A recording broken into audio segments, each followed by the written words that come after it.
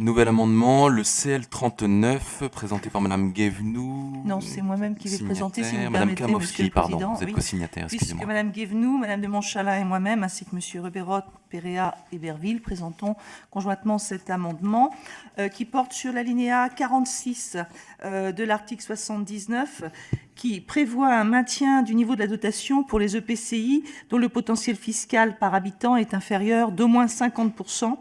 C'est 50% qui est important, en l'occurrence, dans la phrase, au potentiel fiscal moyen par habitant des EPCI de même catégorie.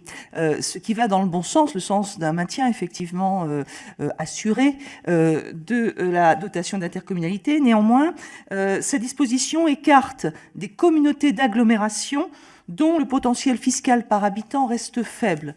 Donc notre proposition à travers cet amendement, c'est de relever le ratio de 50 à 60%, et donc de substituer les termes 50% à ceux de 60%, afin que ces communautés d'agglomération dont le potentiel fiscal est de moins de 250 € par habitant puissent aussi bénéficier du maintien de la dotation globale. Alors, il est vrai qu'il s'agit de 14 intercommunalités, il y en a peut-être plus dans le pays. J'ai entendu parler d'un amendement qui serait plus global, mais nous souhaitons, tant que cet amendement n'est pas présenté, nous souhaitons maintenir le nôtre de façon à ce que cette problématique, qui est un petit peu celle des effets de seuil, soit débattue au niveau de l'hémicycle. Merci Madame Komowski, Monsieur le rapporteur.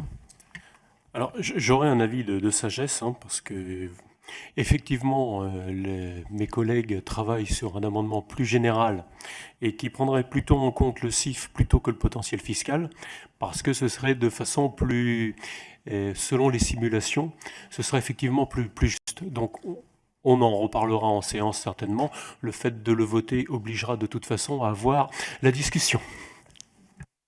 Merci Monsieur le rapporteur. Madame Zanier.